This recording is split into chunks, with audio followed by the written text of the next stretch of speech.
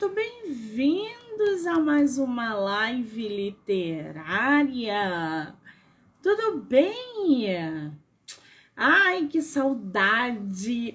A gente passa o final de semana longe, né? A gente está acostumado a vir aqui todos os dias. E aí, quando passa o final de semana longe, a gente já sente saudade. Muito bem! Estamos aí começando mais uma semana de muito bate-papo com autores nacionais. Tem coisa melhor do que começar a semana falando sobre literatura? Duvido que tem modo melhor de começar a semana. Pessoal que está entrando, sejam muito bem-vindos. Hoje a gente vai receber, para abrir a nossa semana literária, o poeta Márcio Rabelo. Ele vai estar conversando com a gente daqui a pouquinho, mas antes dele entrar, eu tenho que dar aqui os lembretes para vocês.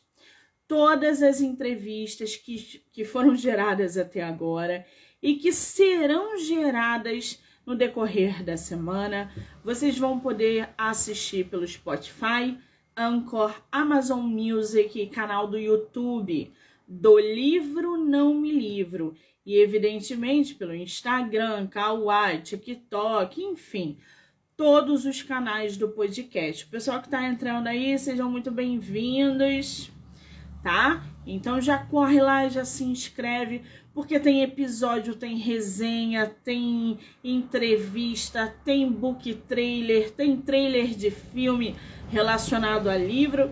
E eu tenho uma novidade para vocês. Amanhã eu estarei no Gabinete Real Português. Aonde é isso? O que é isso? É a biblioteca portuguesa que tem aqui no Rio de Janeiro, uma das maiores e melhores da América Latina. Aquela que Dom Manuel e Dom João trouxeram para cá. Hoje a gente tem em torno de 350 mil exemplares. Machado de Assis, Os Lusíadas, José de Alencar, Castelo Branco. E amanhã eu estarei lá fazendo uma visita para conhecer de perto essa biblioteca e, claro, trazer para vocês um vídeo completo sobre esse acervo imenso que a gente tem aqui no Rio de Janeiro. Tá bom? Mas eu vou disponibilizando aos poucos. Se der para fazer um ao vivo lá na Biblioteca Nacional, eu faço. Se não, eu produzo o conteúdo inteiro, trago para cá, gero para vocês e vou postando aos poucos, tá? Podem procurar aí na internet o Gabinete Real Português, que vocês vão ver do que eu estou falando. Muito bem. Antes do nosso escritor entrar, acho que ele já entrou aí. Márcio, querido, vou convidar você. Peraí. Vamos lá. Lembrando que se você estiver pelo computador, não consegue, hein? É só pelo celular.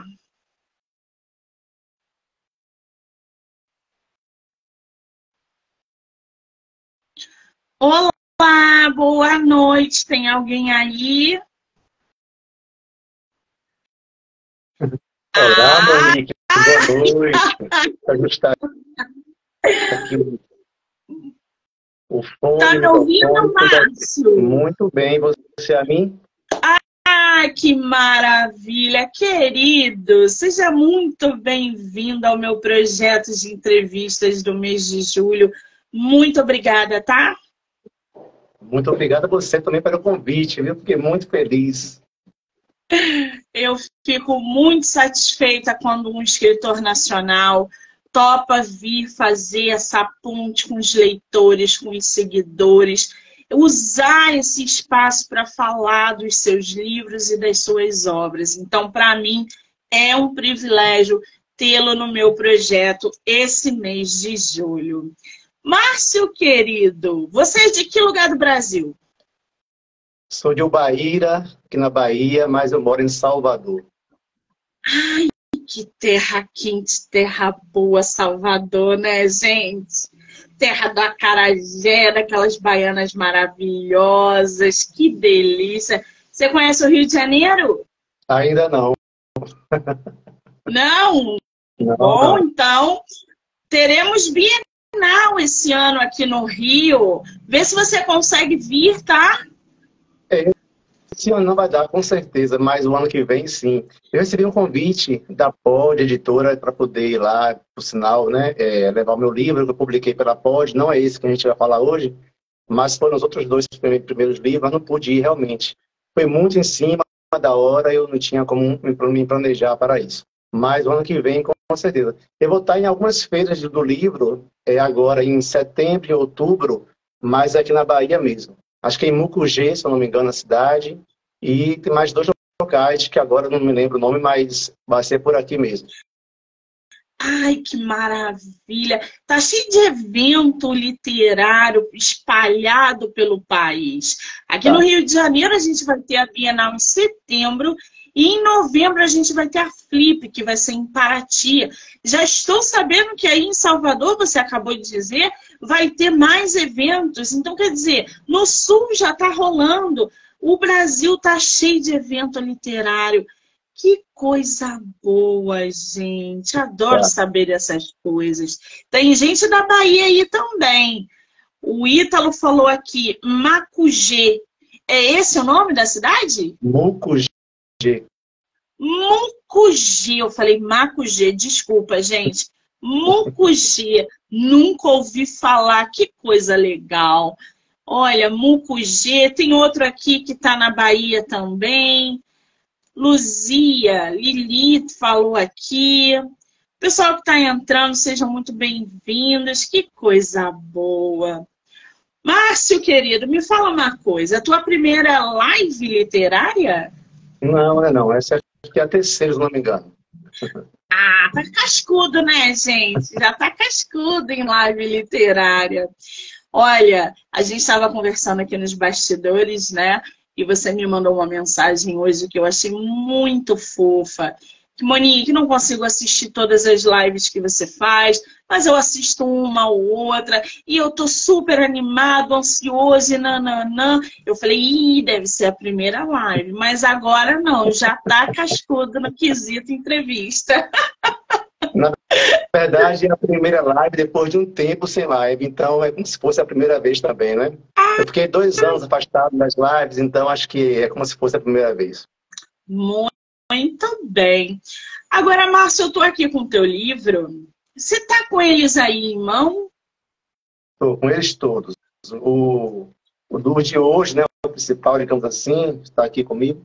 Contos de Quase Amor. Ai, gente. Essa capa, Márcio, deixa só, mostra pra gente de novo Contos de Quase Amor, que essa capa, gente, se vocês olharem, tem uma ilustração belíssima de uma pessoa folheando um livro. Se você olhar rápido, você não vê, mas olha lá, gente, olha os traços que foram feitos nessa capa. Tá lindíssimo. Deixa eu mostrar aqui o digital para o pessoal também, ó, porque já está na versão digital. Digital vocês conseguem ver também pelo Kindle. Acho que tá dando reflexo aí. Mas, ó, dá para ver tanto no físico quanto no digital. Isso aí, ô Márcio, foi uma capa com uma ilustração? Foi a mesma pessoa que fez? Como é que você bolou essa ideia desse risco, desse desenho na capa? Bom, essa capa, porque são contos, né? Então, eu peguei um conto que eu priorizei para a capa, que é o conto A Menina. E nesse conto, nós temos aí um personagem que vai a uma biblioteca, pegar um livro para poder ler, e aí ele se depara com um bilhete dentro de um livro. Esse bilhete é de alguém pedindo 20 anos atrás para poder alguém salvar essa pessoa. Tipo, me salve, vem até mim, está aqui meu endereço, tal, não sei o quê. Algo do tipo assim, né? E esse cara que é um leitor assim desvairado, um leitor muito... E é no tempo das bibliotecas. Quando eu começo o conto, falando isso, né? Era no tempo das bibliotecas. Em que as pessoas iam às bibliotecas pegar livros, né?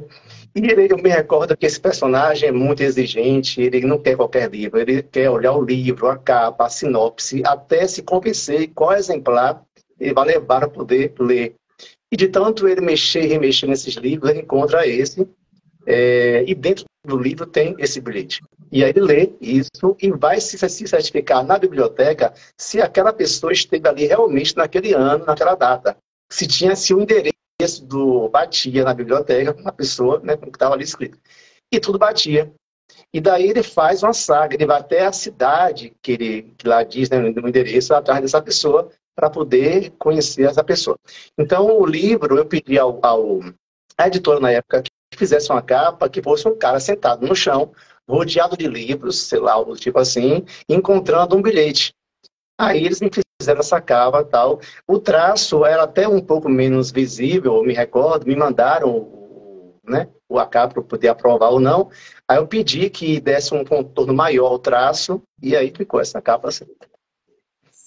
Sensacional! Eu amei. Agora, essa história que você acabou de falar é um conto que está no livro? É um conto chamado A Menina. Acho que é o 7º conto. Eu quero conhecer, gente. Lê pra gente, por favor. É o 6º conto. Inclusive, aqui atrás do livro, eu começo, tem esse fragmento do conto aqui. Em vez da sinopse, a gente colocou um fragmento do conto. Diz assim, mais ou menos: Fernando Sacramento agradeceu, fechou a porta e instalou-se no quarto. Aqui é onde já chegou lá na cidade da pessoa, né? Ele chegou, foi para um hotel e tal. Abriu a mala, pegou o livro e o pôs sobre a mesa. Ficou a olhar para aquele objeto que guardava a vida de Alda, como se o livro fosse o corpo e as palavras a alma. Aquele livro estava sendo a ponte entre duas margens distantes. Como conhecia a impulsiva ansiedade que o invadia em momentos de expectativa, o escrivão tomou os comprimidos para dormir. De outra forma, o sono não chegaria, e pela manhã estaria ainda mais cansado do que no dia anterior. Por mais que desejasse esquecer, o pensamento o atraía, tentando adivinhar o rosto da mulher que estava ali na outra rua. Não sabia exatamente o motivo de sua peregrinação àquela cidade. De modo vago, desconfiava que só queria cumprir um destino, como quem pagasse uma conta. E uma conta é uma dívida. Para Fernando Sacramento, dívidas não prescrevem. E se justamente ele, encontrou aquele pedido dentro do livro, não entendia que pudesse ser algo descartável. Nossa, gente, esse é um dos contos do livro Contos de Quase Amor, que se chama A Menina, tá? Agora, ô Márcio, esse Contos de Quase Amor você publicou por uma editora, não foi? Pela Paco Editora, mas foi por meio do selo As Nobres Letras. Paco Editora. Esse é o teu primeiro livro publicado? Esse é o terceiro. O primeiro é o Casa da Chácara, está aqui atrás, esse verdinho aqui. Depois eu Tomo Aqui Meus Seios, e o terceiro que é Contos de Quase Amor. Ah, então peraí. Do que se trata a Casa da Chácara? A Casa da Chácara é uma história infanto-juvenil. Eu sou professor, então, de língua portuguesa, então eu tinha uma preocupação com meus alunos que eles conseguissem construir uma história por meio do exercício da metalinguagem. A minha ideia era fazer um narrador que contasse uma história e, ao mesmo tempo, esse narrador pudesse ensinar a esses leitores, né, ali por volta de 10, 11, 12 anos de idade, talvez fosse isso, como eles poderiam ir montando uma história. Então, é uma história que ele conta como se escreve uma história e traz, ao mesmo tempo, uma história dentro da história. E ele conta essa história junto com uma das personagens que também traz a versão dela, traz o olhar dela, né, como se ela não soubesse do que está acontecendo, do narrador falando. Mas é um conto, digamos, ele é muito fantasioso, assim, né? É divertido, ele é bem surreal, bem de mentirinha. É altamente agradável, as pessoas gostaram muito na época, porque tem um mistério, um suspense, um mistério a ser resolvido, né? E aí, durante a história, o narrador vai colocando o que é o enredo, quais são os espaços do enredo, o protagonista, etc. e tal. O Pedro Henrique está aqui. A Casa da Chácara eu já li, sensacional. Aí tem uma galera aí do nosso escritor, que coisa boa. Esse A Casa da Chácara está sendo vendido aonde? Onde as pessoas Ó, conseguem? todos esses você pode encontrar pela Amazon, mas o Caso da Chácara você também encontra no site da Pod, podeditora.com.br. O Caso da Chácara eu tomo aqui Mercedes também.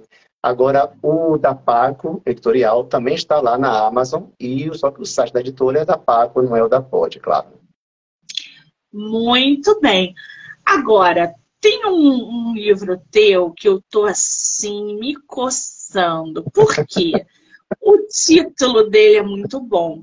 O nosso escritor tem um livro que se chama Toma Aqui Meus Seios. Como é que surgiu esse título? Do nada. Do nada, assim.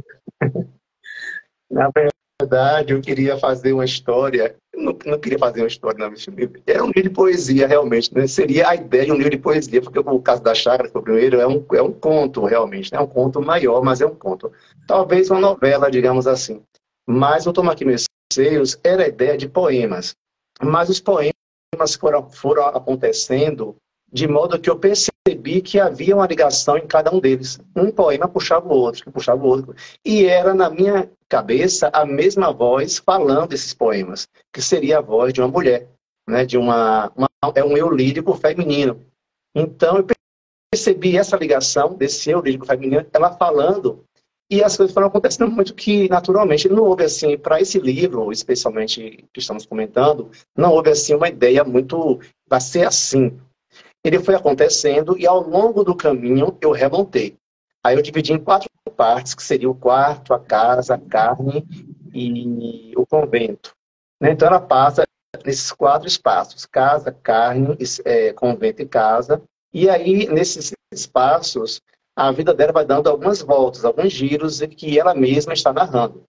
O título é bem sugestivo porque ela fala muito abertamente, chega a ser erótico. Então, né, ela é muito livre, muito espontânea e vai contando ali os desejos da carne. Tanto é que, no momento, ela vai para o convento tentar, né, fugir disso, porque ela quer encontrar alguém para viver sua vida, etc. E as coisas não vão dando certo, não sei o que, ela vai tentando. Mas o título veio, por incrível que pareça, foi a primeira coisa que apareceu, foi o título. E assim, uma amiga minha, que também é escritora, Magna Cerqueira, ela ri muito disso. Ela fala assim, Márcio, eu vou na sua casa lavar pratos, porque eu disse a ela, estava lavando prato. Surgiu, e surgiu o título, assim, lavando prato, veio a ideia, surgiu, e eu comecei a desenvolver ali, e aí foi, e a história ganhou contorno, ganhou densidade, ganhou um enredo. Então, é um livro de poemas, só que é a mesma voz narrando os poemas em 4 momentos diferentes, mas eles estão interligados, entendeu? E aí tem uma história completa ao fim desses poemas. Que sensacional! E uma voz feminina, Uhum. né? Você falou aí que produziu através de uma voz feminina. A gente sabe, a gente que eu falo assim, a galera que escreve, que está acostumada ali a lidar com vozes narrativas, tempo de narração. Eu, por exemplo, não consigo escrever em voz masculina. Eu acho que eu me saio muito melhor com as minhas protagonistas femininas. Para você colocar ali no papel uma personagem feminina, forte, que vem em tempos diferentes, como é que foi essa dinâmica, essa construção dessa voz feminina para você colocar na tua obra? Digamos que foi uma incorporação total, né? Porque tipo, a personagem não tem nada a ver comigo, eu acredito que não. Mas aí eu compreendi o psicológico dela. E isso é muito bacana, porque eu estava num momento de minha vida muito equilibrado, assim, né, digamos, emocionalmente, e eu consegui acessar esses espaços, né, dessa personagem. E o modo como ela se comportava, como o que ela desejava, como a coisa acontecia, e eu fui deixando a coisa fluir como se fosse um ator, né, naquele momento ali, mas um ator que tivesse realmente incorporado aquela voz, aquele sentimento, aquele processo humano que passava por por aquelas fases ali, e eu deixei ir.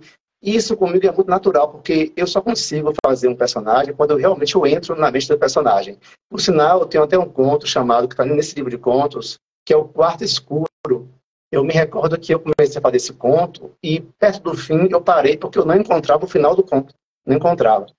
E era o de um professor de filosofia que estava ali com uma crise existencial e tal. E ele saía de sua casa, ia às ruas, beber, comer, não sei, enfim, transitar pela cidade em busca de uma liberdade ou de alguma resposta para a sua vida. Mas aí ele para, um momento, e eu paro com ele, porque eu não consigo achar o final do conto. Então eu desisti do conto, deixei lá na gaveta. Depois de 6 meses, eu encontrei a resposta. No final do conto, eu voltei a entender a mente desse professor de filosofia e fui e terminei a história, entendeu? Então, assim, para mim fica fácil quando eu entro no personagem. Se eu entro no personagem, eu consigo sentir ele de corpo e alma e eu vou.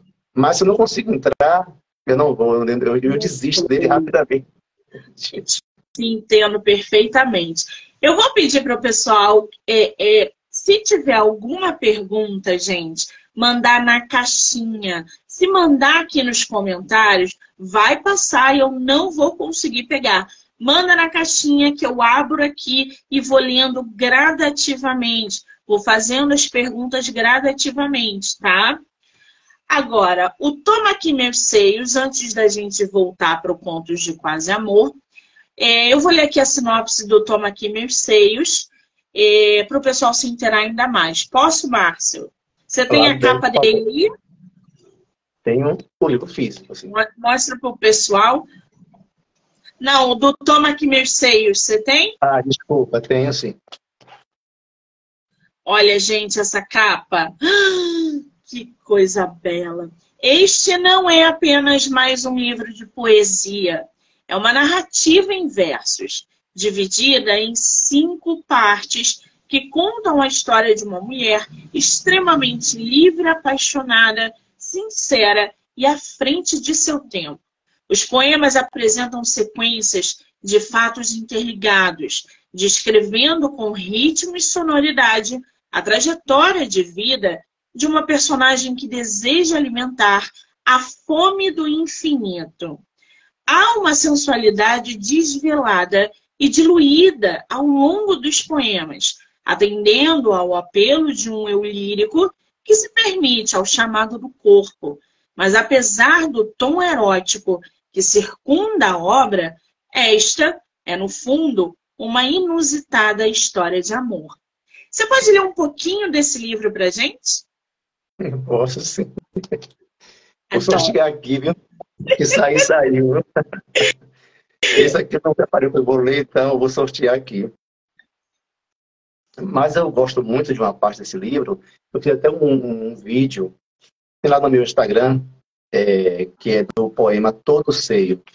E aqui é na parte que ela está no convento, justamente no convento. Deus, toma aqui meus seios para a tua obra. 1000 crianças mataram a fome com o meu leite. Toma aqui meus seios, seios da terra. Nutra os enfermos e os infelizes. Nutra mesmo os felizes. Eles igualmente merecem. Seios de cálcio e magnésio. Todo seio de minérios. Toda erva e toda salsa. Caule e raiz. Ajoelho e rezo. Imploro. Estendo-te as mãos, toma aqui meus seios, não para o leito, mas para o abrigo dos desafortunados e mendigos. Todo seio, estendo-te as mãos, ergo a cabeça e de joelhos imploro. Eis aqui a tua obra, nua e viva, ardente. ai, gente, que profundo isso, né? Esse livro o pessoal também pode conseguir lá no site da Amazon, tá, gente? Para quem tiver interesse. A Thaisa falou aqui, eu tô apaixonada por essa capa lá atrás. A Casa da Chácara. Ô, Márcio, tem uma pessoa aqui, o Souza, que tá falando de um conto chamado O Batom que Fica no Cigarro. Que conto é esse? Tá aqui. É um conto, digamos, Para mim, esse conto ainda é um mistério, vou te falar assim, porque ele aconteceu, ele fala de uma passagem de alguém que sai de Salvador, por sinal, e quase nunca eu dou aos meus contos um espaço muito específico, determinado, né? Sempre um espaço, mas eu não digo assim a cidade, muito dificilmente, mas esse eu conto a cidade, que é Salvador, uma travessia de ferry-boat daqui de Salvador para a ilha e tal, e nesse navio esse cara conhece alguém ali e, quer dizer, não posso falar muito, senão eu vou dar o spoiler do conto, mas parece que é uma esquizofrenia, parece que é realidade, parece que ao mesmo tempo é algo mediúnico, ao mesmo tempo assim, então, né, a gente não sabe, o leitor vai dar a leitura que ele achar, mas tem algo que transita entre esquizofrenia, mediunidade e realidade, entendeu? Me recordo muito disso.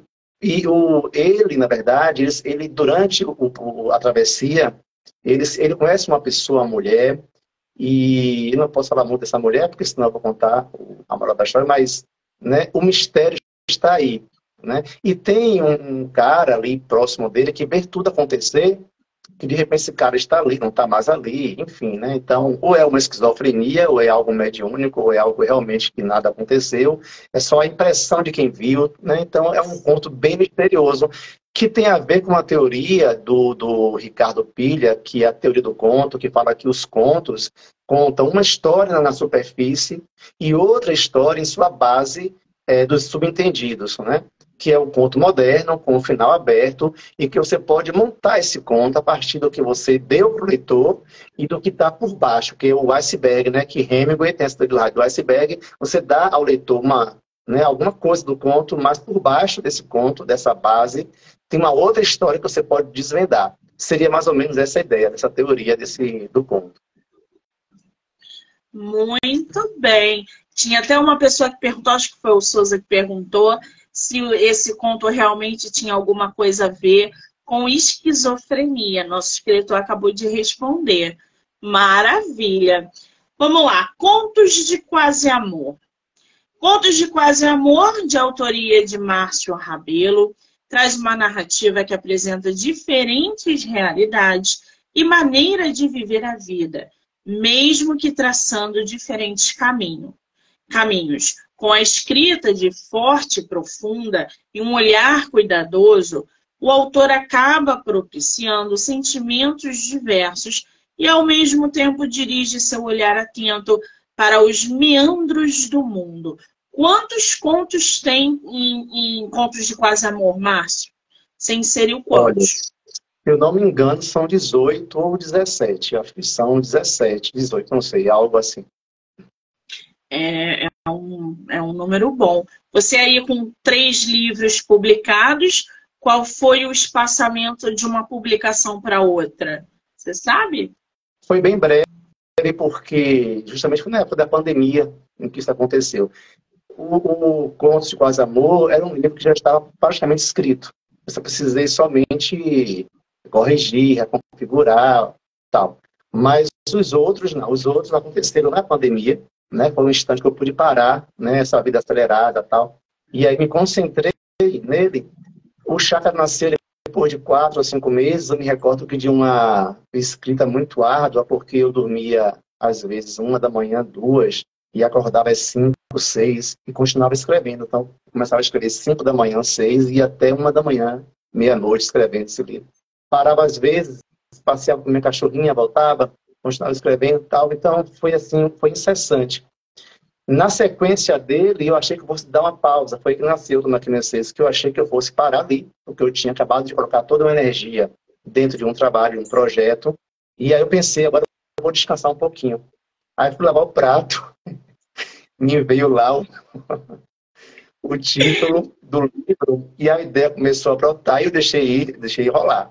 Quando esse livro acabou, Tomando Aqui Meus Seios, aí eu pensei, bom, já que eu estou com tempo, estamos na pandemia, estou em casa, estou preso, eu vou aproveitar, pegar os contos todos, vou reunir, vou reler, vou dar uma modificada, tal, e vou organizar isso. E eu organizei. Então, a Casa da Chácara e Tomando Aqui Meus Seios foi bem na sequência. O Contos de Quase Amor teve um espaço maior, mas foi no ano seguinte, em 2021. Muito bem.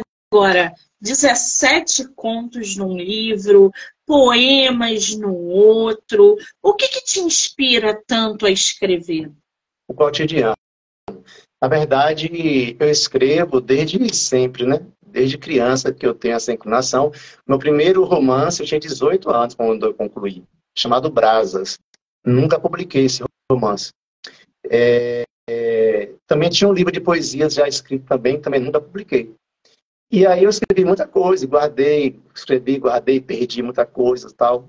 Mas aí depois veio a faculdade, trabalho, eu dei uma parada nessa parte artística, fiquei mais lendo teorias, e fazendo também escritas mais científicas, como ensaios e artigos, etc. Voltei, mas os contos sempre aconteceram, porque os contos, por exemplo, eu me recordo que veio a ideia de fazer contos, e não, uma obrigação até de fazer o conto, em uma aula que eu tinha na faculdade chamada Criação Literária, contos. E aí até eu coloquei aqui no livro, né, esse agradecimento a essa aula que me inspirou a escrever, porque eu conhecia os contos de muitos autores que eu gostava, gosto ainda, mas não escrevia os contos. Né? Na minha cabeça eu escrevia romance, poema e tal. Mas aí essa disciplina nos obrigava, né, a fazer os contos e a gente a ler os contos lá. E tinha os desafios, né, que a professora chamada Antônia Herrera, na época, dizia, né, eu quero um conto dessa forma, eu quero assim, tal, me dava as ideias. E aí a gente ia fazendo. Inclusive, 2 desses contos ganharam 2 prêmios aqui em Salvador, que foi o concurso literário do Servidor Cidadão, em 2014 e 2015. Eu participei na categoria prosa e mandei o conto Esther, que ganhou o primeiro lugar em 2013, ou 2014, algo assim. E o 3 Atos de Quase Amor ganhou em terceiro lugar no ano seguinte. Que maravilha! Agora, não tem como, né, gente? Eu sou geminiana, eu sou curiosa demais. Ô, Márcio, você prefere escrever conto ou você prefere escrever poemas? Aí a dúvida é cruel, né?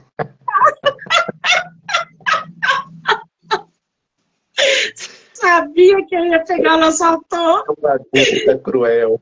Assim, mas eu gosto muito dos contos. É porque os contos eu consigo. Eu tenho mais espaço, eu tenho mais parágrafos, eu tenho mais liberdade de contar mais, talvez. Não que o poema não tenha nada a ver com isso, o poema também tem como você contar, mas eu gosto muito dos contos. Eu gosto muito dos contos. Você sabe que os contistas estão super em alta. Por quê? Nós estamos aí entrando num oceano da rapidez. Então, você constrói um conto que envolve o leitor, ele pega teu conto aqui, ele já se desliga dessa história e você mergulha o seu leitor num outro conto, envolve ele naquela rapidez e ele absorve, ele consome você absurdamente. Qual é a técnica que você usa, por exemplo, para escrever um conto que envolva o seu leitor e leve ele junto de você até o seu até a sua última página? Eu gosto muito do conto psicológico, né? Que é a minha pegada. Então, eu gosto de algumas. Eu gosto do estranhamento. A minha pegada é o estranhamento. Então, eu trabalho com essa técnica do estranhamento. Então, assim, o que é que nesse conto eu vou ter que vai causar um conflito a partir de uma coisa que seria muito vaga, ou melhor, muito pouco percebida no cotidiano comum, mas você pega isso e transforma em algo maior. Né? Então, eu gosto desse estranhamento. Mesmo a questão, quando você lida com uma coisa muito simples, como foi ontem, se eu não me engano, anteontem, teve lá uma seguidora no meu Instagram que comentou comigo sobre o meu conto A Mais Sublime História de Amor, que ela ficou surpresa porque, tipo, ela queria saber se aquilo era algo... Porque o conto é filosófico, ela queria saber algo do tipo, né? Era de filosofia esse conto? Bom, é filosófico talvez, mas é um fato muito simples, que é a cadeia alimentar. Você tem a cadeia alimentar, você tem animais ali na floresta se envolvendo pela questão de um comer o outro, né, para a sobrevivência, mas essa relação eu pego e transformo isso como se fosse o que faz uma dependência amorosa entre as vidas, entendeu? Então, assim, é transformar algo muito banal, muito comum, em algo diferenciado. Então, eu gosto do estranhamento. E com esse estranhamento, eu vou conduzindo a narrativa pelo âmbito psicológico e vou dando a isso. Então, tem, por exemplo, um conto que eu gosto muito, que tem ali alguma coisa a ver com a minha vida. Se não me engano, deu conto, o título, não estou agora me recordando, mas fala de um senhor de quase 100 anos de idade que quer voltar à sua terra natal para rever uma árvore. Né? Então, assim, é algo bem banal, isso, né? Alguém quer rever uma árvore que ele plantou na época da escola. E essa árvore, de fato, existia, porque eu plantei essa árvore lá nesse jardim da minha cidade, no interior, quando eu era a criança, ainda da quarta série. E aí é uma ideia banal, então eu pego essa ideia banal e transformo no conflito da história. Então a minha técnica meio que é essa, e pelos preâmbulos psicológicos eu vou levando a narrativa. E esse cara convida o filho, porque ele, como esse cara já é um senhor de quase 100 anos, ele é bem mais uma pessoa afetiva, uma pessoa muito mais emotiva, e o filho não é. O filho é muito mais matemático, muito mais capitalista e muito menos emoção, mas o filho tem que levar ele para essa cidade e o filho não pode, porque tem que trabalhar, não tem tempo, ele reclama, até que o filho leva. E nessa viagem ele vai desconstruindo, né, a opinião do filho sobre por que não fazer uma viagem para rever uma árvore que foi plantada há não sei quantos anos atrás. Né? E a conversa, esse conto, por exemplo, ele prende o leitor pela conversa que há entre o pai e o filho, né? Que são duas mentes diferentes, como é que eles pensam diferentes, e no final eles terminam ali com um chocolate, talvez, que também é outra coisa banal, mas que naquele momento dá um sabor especial à paisagem da árvore. E ao instante Nossa, então peraí. Você jogou no nosso colo aí um monte de ponto interessante. Primeiro, te parabenizar por plantar uma árvore, escrever livros. Você tem filho? Ainda não. Só falta essa etapa, então. Porque a árvore você plantou e o livro você já escreveu. Maravilha. Segundo ponto é, o primeiro conto que você falou, que é o Sublime, qual é o nome do conto? A mais sublime história de amor. A mais sublime história de amor. Esse conto tá em Contos de Quase Amor, não tá? Exatamente. Lê um trechinho pra gente, por favor. Deixa eu achar ele aqui. Quero conhecer, gente. Aproveita, eu vou pagar o título, que eu estou devendo o título, né? Que é A Árvore do Futuro. A Árvore do Futuro. Então, vou pegar aqui o começo do conto, tá bom? Tá. Chamava-se Aristides e tinha 90 anos. Em verdade, neste dia quente de outubro, estava a completar as 9 décadas de uma felicidade que fora construída aos pedaços e aos engasgos.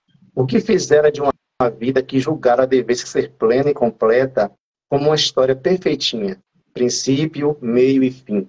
Ao menos plantar um nome que não findaria quando a vida se cansasse dele e o levasse. Esse nome que ficaria para sempre impresso no nome da filha, que agora mora na Argentina e já lhe dera 2 netos, e no do filho, esse cirurgião plástico que está vindo lhe visitar por causa do aniversário de 90 anos e cujo presente solicitado fora uma viagem, que é essa viagem. O filho médico se chama Arturo, com o mesmo ar de Aristides, tudo intencional para que o filho carregasse não só a genética, mas alguma marca além do sangue, algo extrínseco, que não fosse somente um traço do rosto, algo que o pai tivesse doado ao filho de propósito, não como um pensamento, pois que por subjetivo era duvidoso, mas como uma tatuagem com a qual não se nasce e depois se escolhe ter. Legal, né, gente? Ai, que delícia! Agora, o Márcio me diz uma coisa. Você, como poeta, escritor, inclusive tem livro infanto-juvenil, professor. Como é que você aí vê a poesia, né? Na geração atual, na atual sociedade?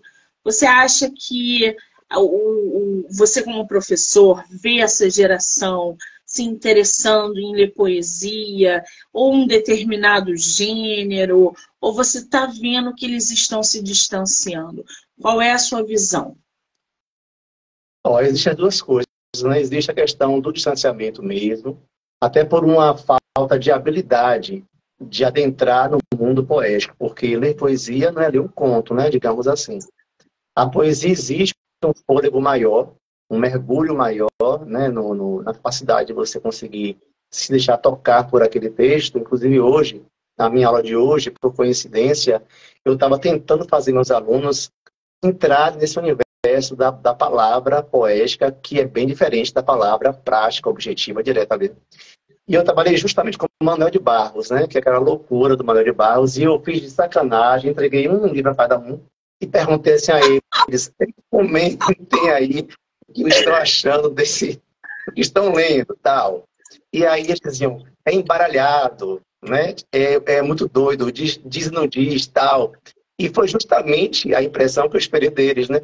E daí eu comecei a destrinchar com eles esse pensamento, dizer que a linguagem poética é uma linguagem muito mais sofisticada do ponto de vista, né, literário e tal, e que exige muito mais, né, de quem lê, né, esse esforço de você dar sentido ao que está ali no jogo de palavras, enfim. Então já é uma coisa que distancia o jovem, né, as pessoas que não têm muita habilidade, ou não têm a proficiência na leitura, né, que se espera de uma pessoa, né, em uma idade X, digamos assim. Então já é complicado isso. A poesia não tem um valor capital, digamos, como tem um romance, de repente. E até no Enem, por exemplo, a poesia é usada justamente para cobrar do estudante a capacidade mais complexa que ele tem que ter diante de um texto, né? Então, usam justamente a poesia, né? E aí isso tudo já distancia, porque o aluno está acostumado, esse é um problema nosso no Brasil, a ver o livro como um inimigo. O que é que o pai faz, a mãe e muitos professores? Se você não passar de ano, vai ter que ler o livro tal. Ou seja, o livro passa a ser visto como objeto de castigo e não uma coisa atrativa. Então, a poesia por si já se distancia. E daí eu decidi brincar com a poesia por meio do meu trabalho que eu faço com música, imagem, porque aí você coloca algo mais parecido com a música. Então, é atrair esse leitor para o poema por meio de um poema musicado, assim, né? Uma brincadeirinha que eu faço. E daí você tem mais leva acesso à poesia por meio dessa brincadeira de imagem e som, já que o mundo moderno existe muito isso de imagem e som. E aí, mais sim, respondendo, eu acho que a poesia tem um entrave maior entre a poesia para o leitor do que... tem aí um autor, se não me engano, foi Drummond, falou isso, só me engano, foi Drummond, que disse que ele ficaria feliz se conseguisse vender 250 exemplares do seu livro de poesia. Não. Ou seja, nós estamos falando de uma poesia que foi feita agora, mesmo no século XX, já tínhamos a queixa, né, do poeta, Sim, da questão da venda de livros de poesia, né, que não, né, às vezes não tem essa visibilidade, como tem, por exemplo, observe que os romances conseguem virar um best-seller, tal, muito facilmente. A gente não ouve falar em best-seller de livro de poesia, né? Até temos um selo, um reconhecimento acadêmico, um reconhecimento, né, de pessoas que conhecem muito, mas não é o best-seller o livro de poemas. O livro de poemas é algo que é ali, né, muito exclusivo, especial, de pessoas que se tocam por aquilo e que vão fazer esse trabalho de consulta, de ler, de se deixar levar pela poesia. Exatamente. Eu ia te perguntar justamente se você tem alguma referência literária que interfere diretamente na tua escrita. O Manuel de Barros, a gente pode dizer que você usa ele como referência para escrever as suas obras? Eu não uso assim ele como referência de estilo, né? Não uso como estilo. Talvez o meu estilo tenha mais a ver com Clarice Lispector, que nem tem trabalho de poesia assim, né? Mas a poesia dela poética na prosa, né? A poesia poética, ou melhor, a poesia na prosa de Clarice e da própria Adélia Prado. A Adélia Prado, eu acho que tem uma marca maior no meu texto, e a poesia de Guimarães Rosa, também não do ponto de vista da estética dele, mas apenas de como ele consegue transformar uma coisa que é pedra em algo mais, né, emotivo, filosófico, espiritual. Né? Você sai do mundo direto, prático e concreto e traz esse elemento que é tão pedra, que é tão pesado, que é tão físico, para algo mais dentro, psicológico ali, né, e o universo filosófico, poético. Acho que essa pegada é boa. É só referência boa, né, gente? Adélia Prado, Manuel de Barros, Drummond, Clarice, minha Nossa Senhora. Agora, Márcio, o Contos de Quase Amor, ele é volume único. Você pretende fazer uma segunda, um segundo volume? Você parou por aí? Você está planejando publicar outro livro? Como é que está a tua vida agora em relação a planos futuros? Os contos, sim. Eu até escrevi outro dia um conto novo e do qual eu gostei muito, por sinal do resultado. Agora eu estou trabalhando na poesia nesse momento. Então, eu estou organizando o material do livro. Tem até um editor que me pediu para dar uma olhada nesse material, até me deu um prazo de 3 meses para conhecer o livro. E aí eu estou tentando correr contra o tempo, porque escrever poesia não é assim, né? Vou fazer uma poesia agora, né? Não é bem assim que acontece, né? Tem essa Sim. técnica, vou fazer uma poesia agora, mas às vezes não, comigo talvez não seja tanto assim. Até consigo, mas nem sempre é. Tem que ter o que toca, né? O que te toca. E ainda bem que tem tocado muito ultimamente, então eu vou vendo as coisas e vou anotando no meu celular. Eu gravo áudios, né, para poder não esquecer e tal. Estou dormindo, acordo e gravo um áudio para poder não esquecer a ideia também. E está saindo, está fluindo muito. Então, o próximo livro vai ser um livro de poemas. E vou voltar ao conto em seguida, porém, eu tenho um outro projeto que já está pronto, eu preciso revisar, que é também um livro infanto-juvenil, que já está escrito, só tenho que corrigir para tentar também essa publicação. E aí o tempo é curto, né? É muita coisa para você conseguir escrever, fazer, mas eu estou produzindo um livro de poesias agora. Na sequência, eu pretendo refazer os contos, né? Fazer novos contos, mas não tenho realmente plano de publicar, porque, né, talvez eu publique primeiro outro, do Infanto Juvenil, que seria uma duologia, né? São 2 partes. E aí tem a ver com o meu trabalho também de professor, porque a história se passa em uma escola, e aí são 2 partes, né? Do 6º ao 9º ano, é a primeira parte, o ensino médio é a segunda parte da história. Então seria uma duologia. E aí haja tempo para poder escrever tudo isso, né? Fora a pesquisa. Pois é professor, dá aula, é escritor, é poeta. Você geralmente leva ali quanto tempo para produzir o teu livro, até ele ir para a editora? Leva muito tempo bom. Com algumas pausas, né? Porque às vezes eu pausei, assim, legal, eu não tenho essa questão de... Eles me deram 3 meses, né? Mas se eu não conseguir em 3 meses, porque não é assim, a gente tem que fazer a coisa, e eu sou chato, eu vou rever 1000 vezes, eu revejo, e cada vez que eu revejo eu corto, eu mudo, altero, eu transformo, e no final, às vezes, até outro dia eu fiz um poema, que eu fiz um poema a primeira vez, aí eu fui no primeiro poema, o último que ficou, não tem nada a ver, já mudei tudo.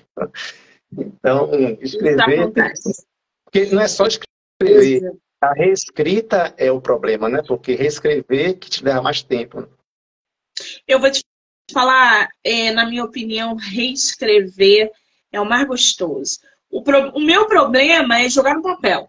Eu tenho toda a ideia, coloco tudo lá, e aí quando eu venho reescrevendo, remodelando, aquilo ali para mim é como patinar, gente. Eu adoro modelar texto.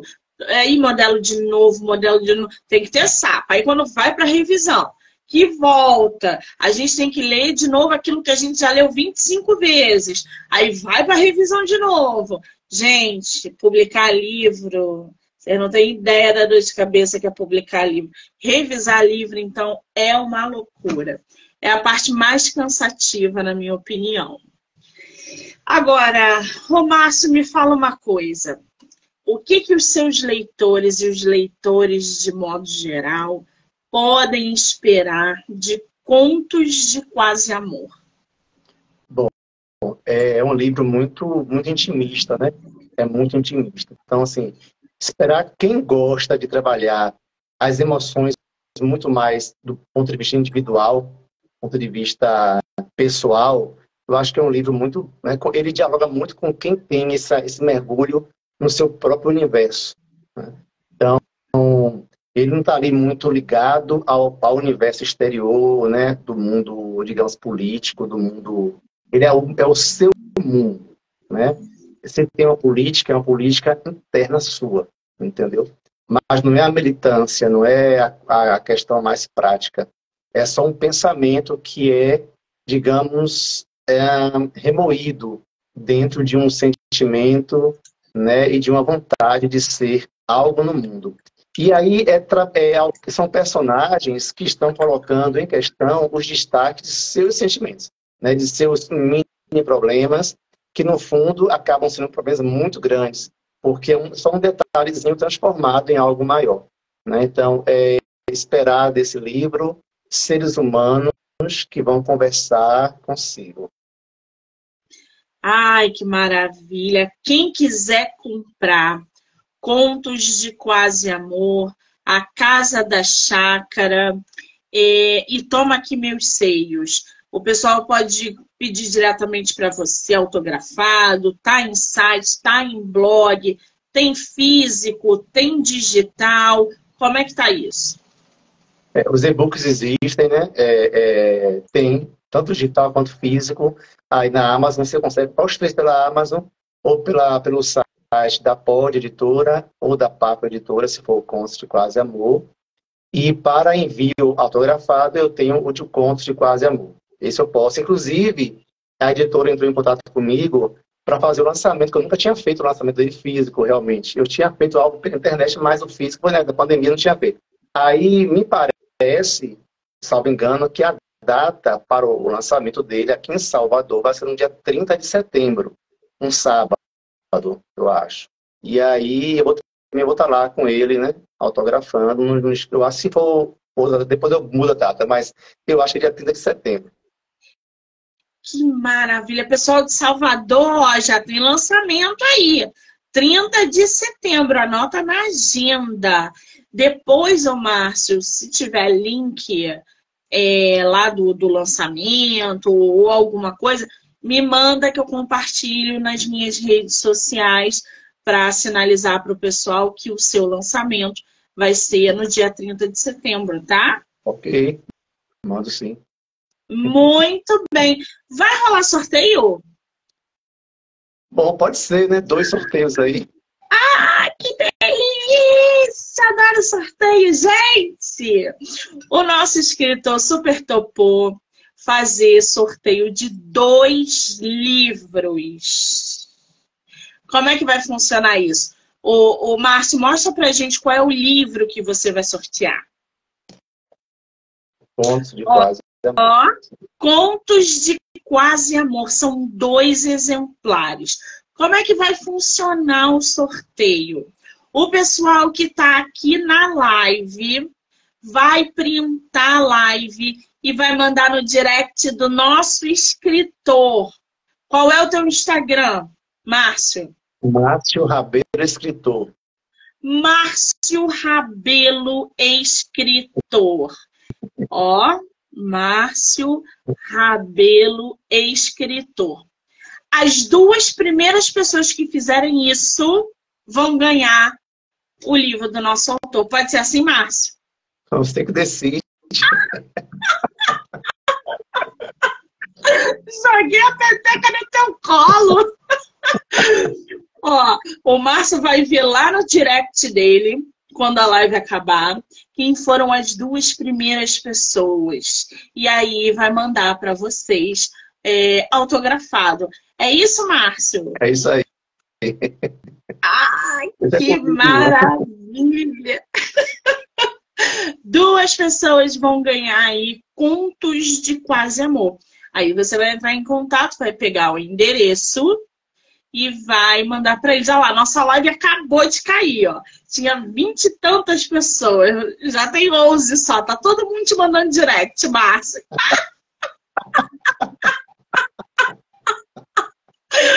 Quando a live desligar, só vai ter um monte de notificação no Márcio. O Márcio vai ficar doido, gente.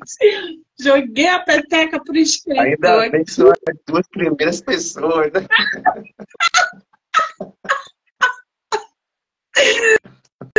Ai, que delícia, gente. Eu adoro essa bagunça que a gente faz. Márcio, querido. Pessoal que quer seguir o Márcio, acompanhar o trabalho dele, já corre lá no Instagram, porque vai ter lançamento. Ele tem 3 livros publicados, então vocês também podem trocar uma ideia com ele.